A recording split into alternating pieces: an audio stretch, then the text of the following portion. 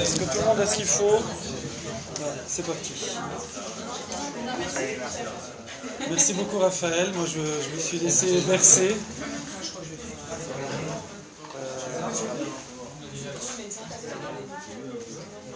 Je pense qu'on a tous perçu ce message. Alors justement voilà, on est un petit peu dans une... il y a un choix comme ça. Il faut trouver la balance, il faut trouver l'équilibre, puisque nous arrivons à ce qui s'appelle Rosh Hashanah Yom Hadin. Donc d'un côté, c'est le jour du jugement, oui. Et en même temps, par exemple, c'est tellement le jour du jugement, par exemple, qu'on ne fait pas le Hallel. Vous savez, d'habitude, les jours de fête, on fait le Hallel. On fait des louanges à Kadosh Baruch Hu particulières, le Hallel. Mais là, on est un peu stressé, donc voilà, on ne fait pas le Hallel. Mais en même temps, on doit quand même avoir une certaine simcha. On ne doit pas être triste. C'est un jour où il faut trouver l'équilibre entre la joie et un petit peu on ne peut pas dire l'angoisse, mais le stress. Voilà. Mais il ne faut pas non plus arriver à être comme les chevaux à la douane. Vous connaissez les chevaux à la douane? Ouais, vous connaissez? Oui. Bon, je la fais très vite, moi les histoires, je suis archi nul. Je la raconte en deux phrases. C'est quelqu'un qui va passer à la douane de la contrebande. C'est à l'époque où il y a les chevaux avec les charrettes. Hein. Bon, ça marche pas trop bien avec les voitures. Et en fait, plus il avance près de la douane, plus il commence à transpirer, il a peur, il est stressé, il est inquiet, etc. Par contre, qui c'est qui ne s'inquiète absolument pas? Les chevaux. Les chevaux, la douane, pas douane, contrebande, pas contrebande, walou. D'accord? Donc, il ne faut pas qu'on soit comme les chevaux de la douane. Voilà. C'est une phrase de code. Oui. Voilà. Mais en même temps, il ne faut pas non plus que ça nous paralyse, qu'on soit tellement effrayé de dire qu'on perde un petit peu nos moyens. Alors maintenant, vous allez me dire, oui, mais il y a quand même de quoi. Pourquoi? Parce que on joue gros. D'accord? On dit que les livres de la vie, les livres de la pas vie, je dis pas quoi, sont ouverts. Oui. On sait que ce jour-là, c'est un petit peu comme un examen de fin d'études, oui, où on va décider est-ce qu'il a son diplôme ou pas, ou il repique, oui. Ou il repique, ou carrément il est viré de l'école. Oui, c'est déjà moins rigolo. On dit que c'est un jour de bilan, c'est un jour de jugement. Akadosh Baruch Hu va nous attribuer les moyens nécessaires pour l'année suivante. Ça veut dire les moyens, c'est la parnassa, c'est la santé, c'est le zivoug, son mari, son épouse, avoir des enfants, etc., la famille, enfin, tout le cadre, tous les paramètres qui vont conditionner notre vie pendant un an. Donc il y a vraiment de quoi avoir la pétoche. Non, c'est juste pour vous rire. La crainte, voilà. Alors il y avait, comme ça on raconte en Europe de l'Est, avant on disait que rien quand on disait quand le mois d'Elul arrivait, on dit que même les poissons dans la rivière ils tremblaient, d'accord? Nous on n'est plus dans cette génération-là, donc on va tenir un peu un autre langage. Bon. Premièrement, comme vous le savez, il y a du rattrapage. On a l'habitude des rattrapages. Le rattrapage de Kippour. D'abord, il y a les 10 jours à Serei et Metchouva. Après Rosh Hashanah, il y a Kippour. Après, on dit il y a le rattrapage de Hoshana Rabbah. Et après, Alpi Zohar, Alpi Kabbalah, il y a encore des rattrapages. Hanouka, ça va même jusqu'à Purim, il paraît. Bon, on va pas trop compter là-dessus. Déjà, Hoshana Rabbah, c'est pas mal. Voilà, donc il y a des rattrapages. Enfin bon, on va pas trop compter là-dessus. Deuxième point, un petit peu comme un examen. Si on a bien travaillé toute l'année, après tout, pourquoi on va s'angoisser? Quelqu'un qui a bien travaillé toute l'année, régulièrement, d'ailleurs ceux qui sont encore dans leurs études, je vous le conseille, d'accord? Régulièrement, faites des résumés, apprenez tout, mettez tout bien propre, au propre et tout, faites des révisions régulières et tout, comme ça vous arrivez au moment de l'examen, hop, c'est pas ce que j'ai fait dans mes études, mais on est toujours, voilà. fais ce que je te dis parce que j'ai fait, voilà. Bon, racontez pas ça à mes filles. Donc, mais si on a bien travaillé pendant l'année, on n'a pas à s'inquiéter. On arrive à un examen, on est super content. Vas-y, interroge, allez, tu vas voir. Attends un peu. Voilà. Mais le problème, c'est que on sait qu'on n'a pas toujours bien travaillé. Je parle pas des examens là maintenant, je parle de la vie, quoi. On sait que voilà, des fois, on était un peu à côté de la plaque pour de multiples raisons qu'on va pas mentionner, qu'on va pas faire attention à ça. Alors ça, c'est un petit peu tout le côté chasratique, d'accord, un peu inquiétant qu'il y a dans Rosh Hashanah. Et on est dans une génération, nous, on marche plus, on va dire, au boost, comment dire, l'encouragement plutôt qu'à la crainte. Et ça fait déjà un moment qu'on est rentré dans une génération où on a besoin d'être plus encouragé. Ça n'empêche pas qu'on garde quand même un peu de crainte, mais voilà, faut trouver cet équilibre. Je sais pas pourquoi ça s'est arrêté, parce qu'il n'y a plus de mémoire. Bon, c'est vrai, on va continuer ici. Alors, on va voir un autre aspect. Vous savez qu'il y a une notion extrêmement importante dans le judaïsme, c'est que le temps n'est pas neutre. Ce ne sont pas des chiffres sur un calendrier, on le dit à chaque fête. Le temps, c'est un support de la même façon qu'à certains endroits, on va dire, dans le désert, il fait plus chaud qu'au pôle Nord, d'accord? Donc, on ne va pas faire les mêmes activités, oui. Bien que, pourquoi pas. Bon, non, c'est une blague. Et ceux du trekking, ils savent. Ils comprennent de quoi je parle. Voilà. Mais normalement, on ne fait pas les mêmes activités. D'accord?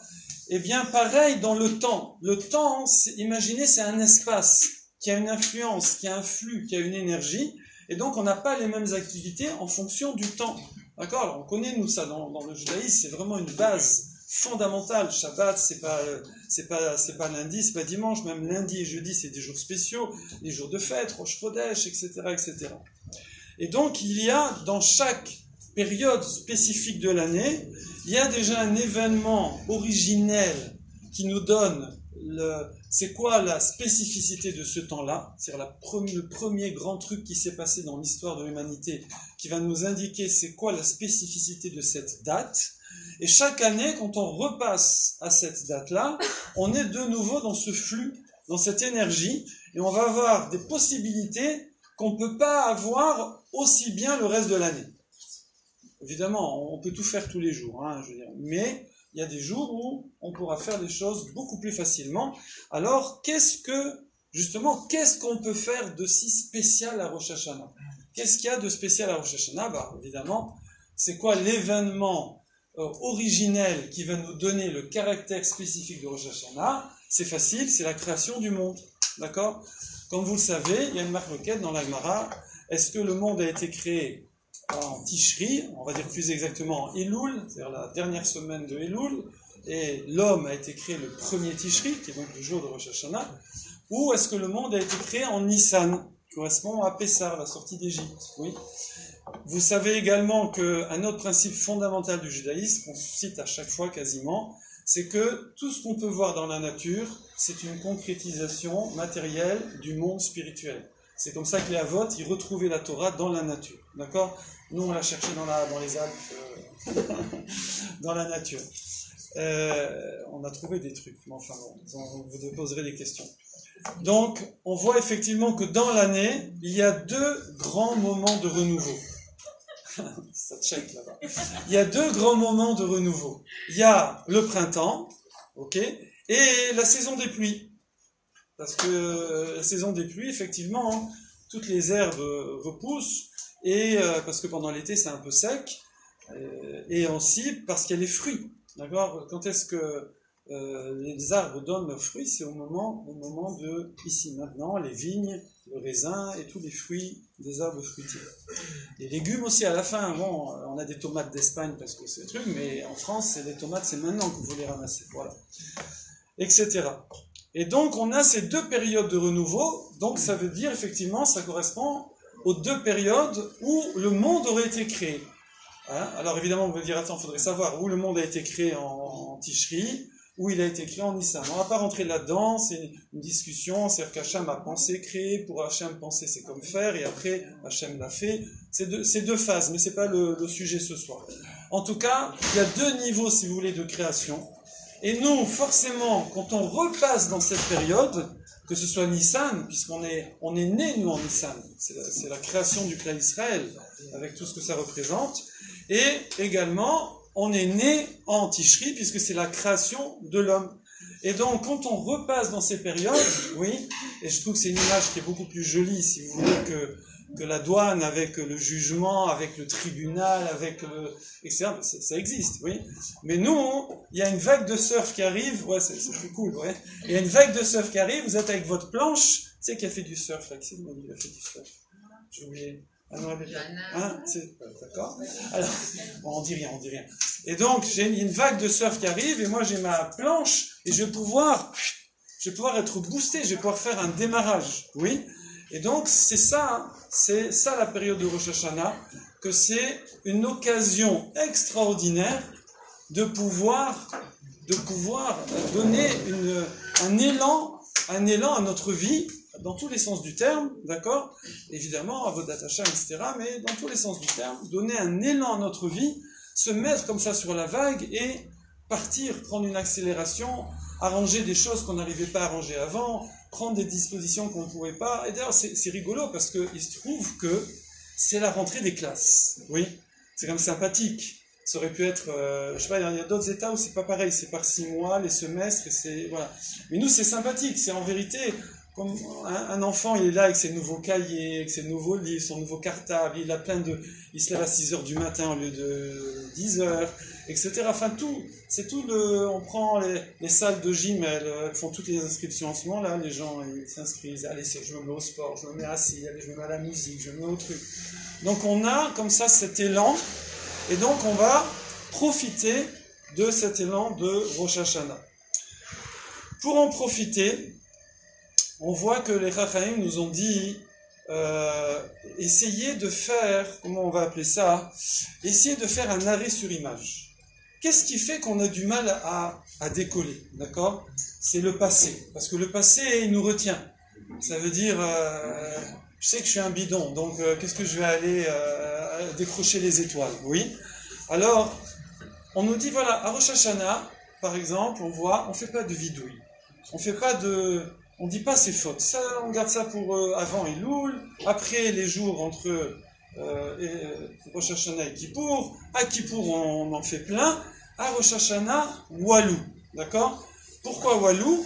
Parce que c'est pas le moment de t'alourdir, si je puis dire, avec ton passé qui n'est pas toujours reluisant, comme on a dit qu'on n'a pas forcément bien travaillé pendant l'année. Donc, oublie le passé. Après, il y a le futur. Oui, le futur. Quelqu'un va dire, allez, je vais faire plus de limoud, plus de tfila, plus de chesed, plus de tsniout, plus de... Ah ouais, d'accord, mais bon, rien que d'y penser, ça m'a fatigué, oui. Donc, il faut pas non plus trop projeter dans l'avenir. Si je mets trop dans l'avenir, ça me décourage. Alors on se met hors du temps. À Rosh Hashanah, on dit que d'ailleurs c'est un peu spécial parce que c'est 2 jours, mais on dit que c'est un long jour, c'est 24 heures. On est un petit peu, on bouleverse un peu l'horloge, vous voyez, le timing. On bouleverse. Ça veut dire qu'on va se poser comme ça, oublier, si on peut dire, le passé, ne pas trop penser à l'avenir, comment je vais faire, et simplement, je vais me laisser aller, qu'est-ce que j'ai envie de faire, comment j'ai envie d'être, oui? On verra après dans la pratique, comment je m'organise, etc. Mais je me laisse, d'accord? Tout ce travail, autre que ça, c'est avant, en Elul, c'est après, mais là, pendant Rosh Hashanah, c'est ça pour ça que le titre du cours, c'était la grandeur, d'accord? Aspirer à la grandeur. Comment j'aimerais être? Rav Eliuzan, il nous disait toujours à l'école, il disait aux enfants, c'est le jour de la photo. Vous savez, le jour de la photo. Ça, c'est pour les enfants à l'école. Pour les grands, c'est le jour du chidour. C'est comme ça, chacun ses références. Le jour de la photo, ça veut dire, on se fait beau, etc. Puis après, on va prendre une belle photo, on met la belle chemise, le truc, machin, etc. On se peigne bien. Les filles mettent un petit peu de maquillage, comme ça, parce que c'est à l'école, on ne met pas beaucoup. Voilà. Et on fait une belle photo. On arrange un peu maintenant avec Photoshop. Et on met ça, le cadre, oui. Mais en vérité, des fois on ne reconnaît même plus, on dit c'est pas moi. D'accord? Alors, à quoi ça sert de faire une belle photo si c'est pas moi? Oui? bon, je parle pas des... Bon, non, j'en parle pas. Voilà, j'en parle pas. Voilà. J'ai envie d'en parler, mais j'en parle pas. Non, parce que des fois, on reconnaît pas. On regarde les réseaux, on reconnaît pas. Bon, c'est pas grave, j'en parle pas. Donc ça, c'est le jour de la photo. Mais alors, à quoi ça sert? Alors, ça sert, c'est comme ça que j'aimerais être. C'est comme ça que j'aimerais être. Voilà. C'est ça l'idée de Rosh Hashanah. Pour vraiment profiter de ce boost, c'est pendant ces 48 heures, voilà, où Baruch Hashem, on a des belles filotes, on a des minagim avec les simanim le soir, il y a le chauffard qui nous éveille, il y a toute cette ambiance. On est comme ça, on oublie le travail, les machins, le téléphone, l'ordinateur, tout ce que vous voulez. On est là, on se met dans Rosh Hashanah, on se met avec Akadosh Baruch Hu, et on montre à Hashem, tiens, voilà comment j'aimerais être. Voilà. Donc on se laisse comme ça aller, et c'est ça le jour de la photo. Alors le jour du Shidur, c'est pareil. On dit que, au moins la première fois, oui, il y en a par exemple, ils vont le jour du Shidur, ils mettent le jean déchiré, là, ils mettent la chemise déchirée, le truc pas peigné, truc bien. Bon, c'est plus les garçons, hein, les filles, je crois pas que c'est comme ça. Et quand on leur dit, tu veux pas t'arranger un peu et tout, ils disent, non mais, de toute façon, elle va me voir après comme ça, donc je veux déjà que tout de suite, qu'elle sache à quoi s'attendre. Oui. Alors on dit non, on dit, voilà, chez les religes, par exemple, on s'habille en Shabbat, le jour. On s'habille en Shabbat et tout. Bon, les filles sont tout le temps habillées en Shabbat. Mais donc, on s'habille super bien. Et après, ce sera pas toujours pareil. Mais pourquoi? C'est comme ça que j'aimerais être. C'est ça mon but dans la vie. Mais bon, j'y suis pas encore. Je travaille. Voilà. Mais c'est comme ça. Voilà. C'est ça l'idée qu'on doit retenir de Rosh Hashanah pour profiter au maximum de ce boost. Voilà, rassurez-vous, il reste plus beaucoup de feuilles. Voilà. Donc on est à cette période-là au summum, au maximum de potentiel de l'énergie que peut nous donner cette période-là, puisque c'est la période où le monde a été créé. Donc nous aussi on peut se recréer, le monde est recréé. On va dire, Hachem redistribue les cartes. D'accord? On va dire notre image aussi, c'est la période où, si vous voulez, quand vous tirez une flèche, voilà, je tire une flèche vers une cible. Une fois que la flèche est partie, c'est fini, je peux plus rien faire. Oui, je parle pas des missiles téléguidés, machin, truc, hein, une flèche à l'ancienne, ouais, vintage. Ouais. Donc, chaque année, je peux rectifier le lancer de la flèche de ma vie. Voilà, l'image qu'on a. Chaque année, je peux réarranger le tir, et comme on a dit, essayez laisse-toi rêver un peu. Vas-y, ne te gêne pas d'avoir des aspirations. Même si tu n'arrives pas à tout faire, il en restera toujours quelque chose. Il restera toujours quelque chose. Vise haut. Vise haut pour arriver plus haut que là où tu aurais pu arriver si tu avais visé bas. Elle est belle cette phrase, hein. Je la refais. C'était spontané. C'était quoi? Vise haut. Non, ça fait pas très... mais j'aime bien. Vise haut, tu arriveras toujours plus haut, même si tu n'arrives pas là où tu as visé, que si tu avais visé bas. Je vais pas citer de nom, mais je pense qu'il y a certains rabbins qui n'auraient jamais dit une phrase comme ça. Je peux dire comment ils auraient dit, mais bon, après vous allez reconnaître. Je vais pas. Ok, donc ça c'est l'opportunité et la flèche. Voilà. Alors maintenant qu'on a un petit peu placé l'état d'esprit qu'il faut avoir pendant ces jours-là, un petit conseil comme ça maintenant, comment on va dire, il y a beaucoup de tfilotes. Il faut dire ce qui est. Oui, il y a certains synagogues aussi jusqu'à 1h, 2h, Ashkenazim qu'à 3h, 4h d'après-midi et tout. Voilà. Alors, ça dépend. Chacun, il doit voir selon sa nature. C'est pareil. Moi, mes filles, elles vont rue Pavée chez les Ashkenazim. Elles sont là toute la journée, elles font comme ça. Elles rentrent et j'ai pas vu le temps passer. Voilà, elles adorent. Moi, j'y ai essayé une fois, c'était un cauchemar. Je suis désolé, je sais pas. Chacun son truc, voilà. Alors, je suis pas mieux chez les Sfaradim, mais je suis ni là. Moi, je suis plus. Je fais la tfila, je suis dedans, et après j'étudie entre les deux tfilotes, et je suis pas très bon. Chacun, j'ai pas honte de vous le dire, chacun il doit voir un petit peu ce qui lui correspond dans la voda de Rosh Hashanah. Pareil sera pour Yom Kippour. Parce que si vous vous mettez dans si quelqu'un il n'a pas l'habitude de passer 5 ou 6 heures à la synagogue, en plus, il y a des gens qui comprennent plus ou moins les textes et qui n'ont pas forcément une traduction à disposition. Alors, si quelqu'un il se met là et puis qu'il commence à s'énerver, que ça commence à le truquer là dans les boyaux et qu'il commence à truquer et qu'il a envie de claquer la porte sur eux, c'est pas le but, d'accord? Donc chacun il doit voir si ça dure jusqu'à 13 heures. Il arrive à midi, d'accord? S'il peut tenir 1 heure, ouais, je me gêne pas, hein, c'est en direct. S'il peut tenir 1 heure, il fait 1 heure. S'il peut tenir 2 heures, il fait 2 heures. Il peut faire 1 heure. Après, il fait une pause. Il lit quelque chose. Alors, il y a plein de choses en français maintenant. Je dis pas qu'il va faire des bêtises, mais qu'il essaie de trouver des choses qui vont lui parler. Il y a des Torah Box assortis, par exemple, sur des histoires et tout, sympathiques sur Rosh Hashanah, Yom Kippour. Il y a plein de livres en français maintenant. Eh ben voilà, j'ai fait un peu la tfila, et puis maintenant, voilà, je vois que ça traîne un peu, hop, je vais m'inspirer de ça, ça va me donner du chizouk. Voilà, comme on a écouté les quelques histoires parmi les divrei Torah de Raphaël, on est là, ça nous booste, ça nous porte. Eh ben pareil, je prends des livres, et parce que tout le monde ne peut pas aller à la synagogue de Raphaël, des fois il y a le Rav qui fera un petit peu des discours et tout, mais hop, j'aménage mon temps pour que ce soit des journées agréables, d'accord? Je dois être heureux d'être dans ces jours-là, je dois me sentir bien, je dois me construire avec ces jours-là et pas me torturer, d'accord? Bon, ça c'est un petit conseil personnel, après vous faites ce que vous voulez, hein, vous torturez.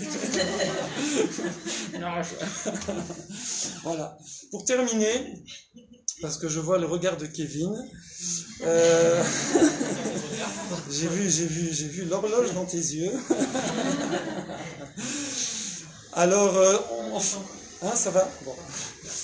Alors en fait, déjà Raphaël nous a dit un petit peu le travail qu'il faut essayer de faire, donc qu'on a essayé de faire toute l'année, et donc comme on a dit qu'on va essayer de booster pendant cette période-là pour essayer d'aller à un niveau un peu plus élevé l'année suivante. Maintenant, si on regarde, c'est quoi l'essentiel de la tfila de Rosh Hashanah? On va dire c'est la partie qui est dans Moussaf, après Shacharit, la deuxième partie, après la Kriyat Torah, où on va, chose exceptionnelle, on va interrompre la tfila avec du shofar, oui, avec le son du shofar, et donc il va y avoir 3 vagues, ouais, on dit comme ça, oui, parce qu'on a dit vague, surf, 3 vagues de shofar et 3 vagues de versets, de psukim, donc sur 3 thèmes. Et ces 3 thèmes-là nous donnent en fait le plan, le programme qu'on doit avoir à Rosh Hashanah et pour la vie, comme on en a parlé un petit peu déjà la semaine dernière. C'est quoi? C'est les Malchuyot. Ça veut dire c'est les versets donc du Chumash, après de Teilim essentiellement, qu'on appelle des rois à Kodesh, et après de Nevi'im, des prophètes, qu'on a fait dans le texte hier soir avec les courageuses filles qui sont venues. Donc on a fait un petit peu l'explication de ces versets-là. Donc c'est les Malchuyot qui vont nous montrer la royauté d'Akadosh Baruch Hu. Car comme nous l'avons dit, le but de la création, on va dire un des buts, je ne vais pas refaire le cours de la semaine dernière, mais c'est de dévoiler la royauté divine. Hachem aurait pu le faire lui-même, mais justement, il le fait en partie, mais il nous laisse une partie, il nous laisse le faire pour nous donner justement le mérite, puisque quand même le but final de la création, c'est pas pour lui Hachem de dévoiler vraiment sa royauté, c'est de nous permettre, nous, de le faire pour avoir un mérite éternel au Olam Haba. Voilà. Donc ça, c'est tous les versets de Malchuyot. Donc on doit être conscient que notre vie doit se résumer, si on peut dire, à être des bons sujets du roi. Okay? C'est-à-dire, on doit, comme on l'a dit, depuis le matin où on ouvre un œil jusqu'au soir où on ferme les deux, parce qu'au début on ouvre un, après on ferme les deux. Donc on doit se dire, voilà, je suis un représentant d'Akadosh Baruch Hu, et je dois essayer, les gens vont juger, si on peut dire Hachem, en me jugeant moi, ils vont juger la Torah en me jugeant moi, j'ai ma responsabilité dans le monde, comme on l'a dit tout à l'heure, je dois faire ma part, s'il manque une part, comme une lettre du Sefer Torah Walou, d'accord, c'est pas bon. Et je peux pas non plus me dédouaner.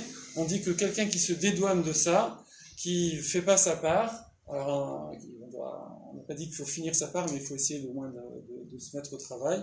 C'est comme des gens qui sont dans un bateau, et il y en a un qui dit, bon, bah, je commence à en avoir marre, hop, il commence à creuser au fond de la barque, oui. Les autres, ils disent, attends, excuse-nous, mais il dit, non, je creuse là où je suis moi. Je creuse pas chez vous. Mais on est dans la même, comme on dit, on est dans la même galère, dans le même bateau. Si tu creuses, tout le bateau il coule, d'accord?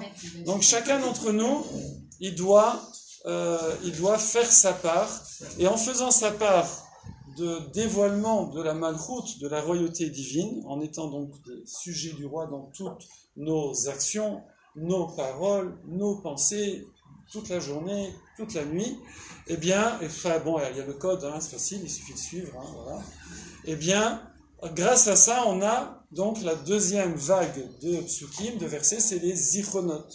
Les zichronotes, c'est le lien qu'on a avec Akadosh Baruch Hu, ou si on peut dire, Akadosh Baruch Hu se souvient de nous, et ça veut dire qu'il y a un échange, une interaction. Hachem se souvient de nous, et nous, on rappelle notre souvenir à Akadosh Baruch Hu. Et ça s'est exprimé d'une façon, on va dire, très profonde comme ça. C'est pas un cours sur le shofar, mais par le troisième thème de Moussaf, qui est correspond aux troisième série de versets, qui correspond à la troisième vague de sonnerie du shofar. C'est bon? Qui peut répéter? Eh bien, c'est les shofarot, donc les 10 versets qui vont parler maintenant du shofar. C'est pas un cours sur le shofar, mais le shofar, on comprend que c'est, d'abord, bon, on va parler de façon un peu matérielle, mais ça correspond à des choses spirituelles, du langage de l'âme, si vous voulez, donc je ne vais pas rentrer là-dedans, mais simplement, c'est vraiment quand quelqu'un, il prie comme ça, et qu'à un moment, il se sent tellement impuissant, oui, qu'est-ce qu'il fait? Il peut même plus parler, en fait. Qu'est-ce qu'il fait? Il crie, d'accord? Oui, non, voilà. C'est pour faire rigoler. Donc après, bon, là vous allez dire, pourquoi ce serait sympathique, hein, je veux dire, pourquoi on ne crie pas simplement? À la synagogue, imaginons, on se mettrait tous là et on crierait. Tout ça on ferait. Non, après, voilà, il y a d'autres significations à ça, mais avec le shofar, la corne, le bélier, de la Kedat Israk, etc., tout ça, voilà, c'est des grands sujets.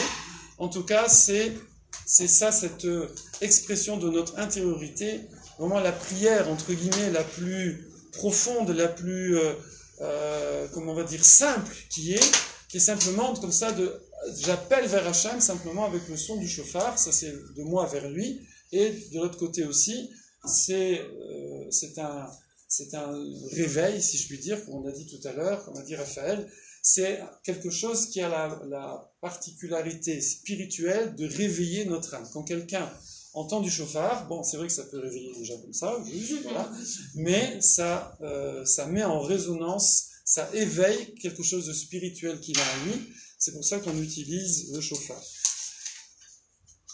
Je crois, oui. Donc, conclusion de tout ça, c'est que, pour un petit peu résumer et simplifier, si on peut dire, nous, on doit avoir comme axe dans notre vie, ce qu'a exprimé aussi Raphaël, simplement de s'éloigner vous savez, des fois, pour se positionner, soit je me positionne dans le positif, soit je me positionne, par exemple, je veux me décrire, alors je vais dire ce que j'aime, oui, ou si je veux me décrire, je vais décrire ce que je déteste. Ça va bien indiquer. Par exemple aussi dans les modèles psychologiques, genre énéagramme, etc. Alors on utilise dans les méthodes de détermination du profil psychologique d'une personne, qu'est-ce qu'il aime et qu'est-ce qu'il déteste, d'accord? Et c'est souvent d'ailleurs plus facile de se définir par ce qu'il déteste que par ce qu'il aime, oui. Parce que, bon, si je vous dis plein de qualités, vous allez toujours dire « Ah ouais, c'est bien, ouais, c'est bien, ouais, c'est bien ». Maintenant, si je vous décris des défauts, il y a certains où vous allez dire « Ah non, ça je supporte pas ». D'accord? Donc, c'est plus facile de se définir parfois par le négatif que par le positif. Et on va dire que notre ligne conductrice, c'est de fuir, de s'éloigner, de combattre, d'éliminer, bon, ce que vous voulez, l'égoïsme, d'accord? C'est d'aller au contraire de l'égoïsme. Tout ce qui va, à chaque fois, tiens, je fais ça ou je fais pas ça, ben, réfléchis, c'est égoïste ou tu apportes quelque chose à quelqu'un, à Hachem, aux gens, ou c'est à toi, d'accord? Si ça va dans le sens de l'égoïsme, c'est pas bon. Si ça va dans le sens de l'altruisme, bon. C'est-à-dire s'éloigner de tout ce qui va être le nombrilisme, l'égoïsme, l'égocentrisme. Et ça, comment on le fait? Effectivement, simplement en suivant Torah et Mitzvot, donc qui, comme on l'a dit, c'est dévoiler la malchoute d'Hachem, donc toutes les Mitzvot, Ben Adam Lamakom, donc on dévoile la royauté d'Akadosh Baruch Hu, donc forcément c'est l'anti-égoïsme. Et après, pareil, tout ce qui va être chesed, se tourner vers autrui, comme a dit Raphaël, il faut réaliser qu'on est venu sur terre pour les autres, d'accord? Comme je dis toujours, on s'oubliera pas, il n'y a pas de souci. De toute façon, on prendra aussi un petit bout de pizza en passant, mais on est venu là pour livrer des pizzas, d'accord? Ce que tu fais dans la vie, je suis livreur de pizza. C'est-à-dire, qu'est-ce que je fais dans la vie? Je suis venu sur terre pour donner aux autres ce qu'Hachem m'a confié. Alors, Hachem nous a confié de l'intelligence, c'est pour la donner, pour la réutiliser pour les autres. Il nous a donné de la beauté, c'est pour la redonner à son mari, à sa femme. Il nous a donné la santé, c'est pour l'utiliser aussi pour les autres. Tout ce que Hachem nous a donné, la richesse matérielle, j'ai oublié celle-là, c'est pour redonner, pour distribuer aux personnes qui sont autour de nous, la famille, les amis, etc., l'environnement. Tout ce qu'on reçoit, voilà. De toute façon, ne vous inquiétez pas, on prendra notre part, il n'y a pas besoin d'y penser, ça se fait automatiquement. Mais vraiment, tout simplement, quand on a des directions à prendre, essayer de faire toutes les directions qui vont aller vers autrui, vers Akadosh Baruch Hu, et qui vont automatiquement nous éloigner de notre égoïsme et de notre égocentrisme. Voilà ce que je voulais partager, un dernier petit mot. En fait, on voit dans la paracha Netzavim qu'il y a une troisième brite. Il y a eu déjà 2 alliances avant, et j'en ai parlé un petit peu la semaine dernière, mais je redis juste en une phrase, ne vous inquiétez pas. C'est qu'on a une nouvelle alliance qui est dans la paracha Netzavim, qui est une alliance qui nous engage tous les uns par rapport aux autres. C'est pour ça que c'est la même idée. On est tous Arivim Zelazé. Ça veut dire que chaque personne, elle a une certaine responsabilité par rapport aux autres personnes. Ça veut dire que là où je peux aider, là où je peux encourager, là où je peux réfléchir avec quelqu'un pour lui permettre de voir plus clair, eh bien, si j'ai le moyen de le faire et que je ne le fais pas, alors j'ai une responsabilité. Pourquoi? Parce que on a l'impression qu'on est des personnes séparées, c'est vrai, physiquement on est séparés, mais pour ceux qui viendront étudier le Nefesh HaChaim, nous verrons que dans les niveaux de Nefesh, c'est la partie de l'âme qui est dans le corps, après de Ruach, c'est là que correspond la parole à la pensée, et après la Neshama, ça correspond à la partie supérieure de l'âme, et il y a Ma Neshama si vous voulez, mais après il y a la Neshama Eliona, et toutes les Neshamot sont reliées comme une seule personne. En vérité, on est tous, on va dire, au niveau spirituel, comme dans le monde matériel, les organes d'une personne. Ça veut dire, il y a le cœur, il y a le foie, il y a les dédiés à la main, il y a la tête, etc., etc.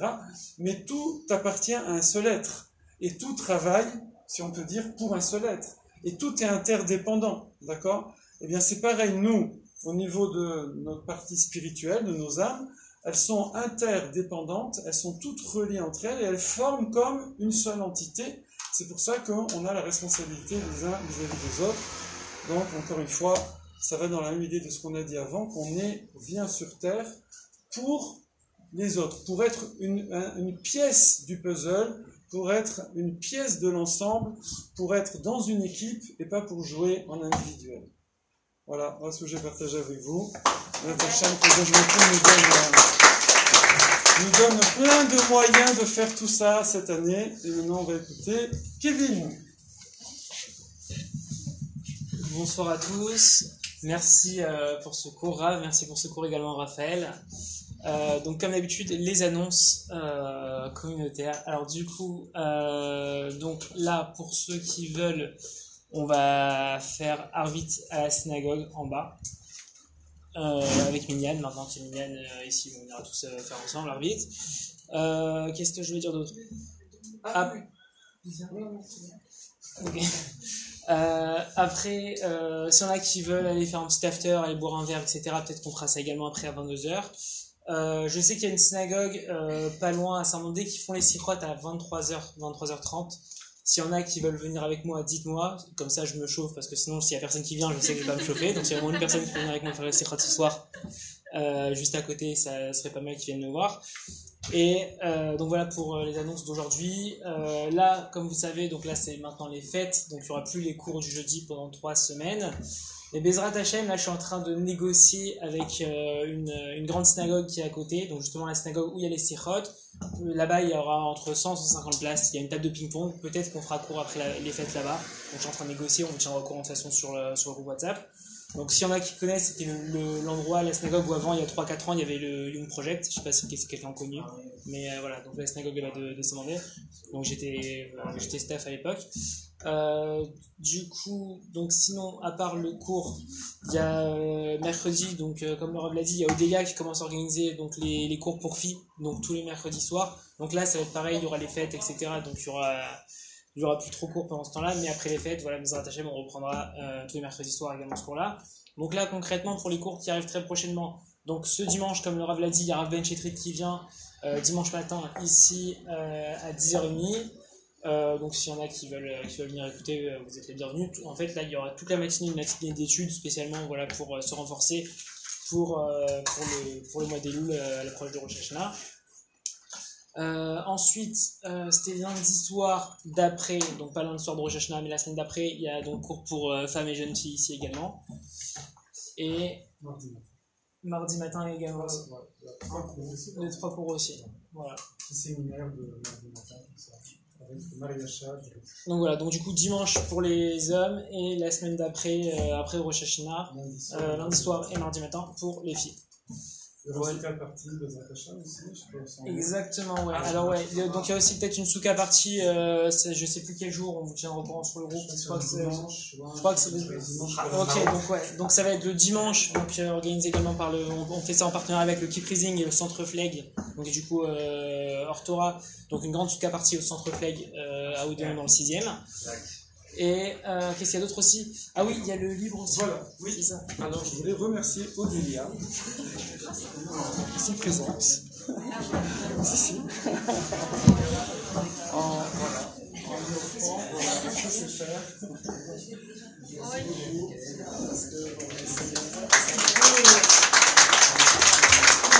C'est l'exemple. Alors on fait très discret. Voilà.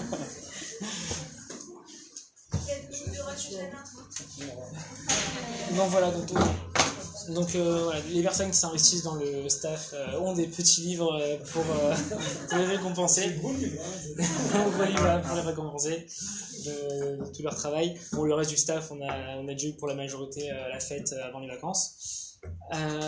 Du coup, qu'est-ce qu'il y avait d'autre à dire? Je pense qu'on a à peu près fini avec les annonces. Ah oui, aussi, normalement, donc fin octobre, c'est ça, Shabbat 22-23 octobre, normalement on fera un grand Shabbat plein, probablement un Fleg également, Centre Fleg, encore Centre Fleg, Souka partie et Shabbat plein Centre Fleg, là-bas c'est assez grand, on peut faire des grands événements, donc voilà, de toute façon on vous tiendra au courant sur le groupe WhatsApp, s'il y en a qui ne sont pas sur le groupe WhatsApp, encore une fois, voilà, vous pouvez venir me voir, vous pouvez venir voir le Rav, qui vous rajoutera sur le groupe WhatsApp sans problème. Et je crois que j'ai terminé pour ce soir avec les annonces. Je pense que j'ai rien oublié. Voilà. Donc encore merci à tous d'être venus et on se revoit dans 3 semaines. Ah oui, non, j'ai oublié, il y a aussi...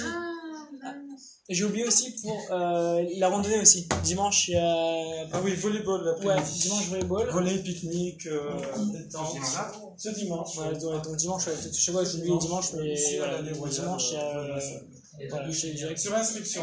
Sur inscription, voilà. À chaque fois, n'oubliez pas vraiment de vous inscrire à chaque fois. Envoyez un message au Rav Parsi, envoyez-moi un message, principalement au Rav Parsi, pour vous inscrire et comme ça on fait les comptes pour qu'il y ait assez de place pour tout le monde. Et cette fois-ci, je pense que j'ai vraiment rien oublié. Voilà. Alors, juste à 10h, il y aura un lâcher de Bahouri. Donc,